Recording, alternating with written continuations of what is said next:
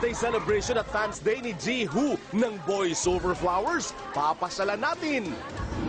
At birthday celebration ni Jihu ng Boys Over Flowers, makiparty tayo sa pagbabalik ng TV Patrol World!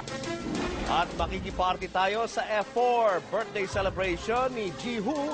Papasyalan natin yan sa pagbabalik ng TV Patrol World. Speaking of fans, mabanggit pa lang ang pangalan ng mga iniidolong F4, di na mapigil ang tilian ng mga Boys Over Flowers fanatics.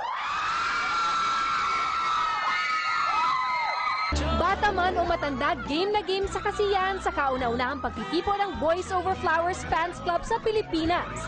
Bit-bit ang mga F4 memorabilia. Pakasalan mo ako! Nagpasiklab pa ang ilan ng pagsasalita at pagbasa ng Korean.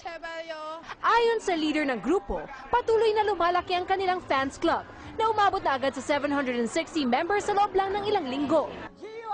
Isinabay ang Fans Day sa birthday ni Jihu o Kim Yoon-jung sa totoong buhay, na pinakapopular na F4 members sa club. Merong pang naghayag ng pag-ibig kay Jihu sa sulat na ipapadala pa niya sa Korea. Diyan, di sa'yo na si Junpyo, akin na si Jihu.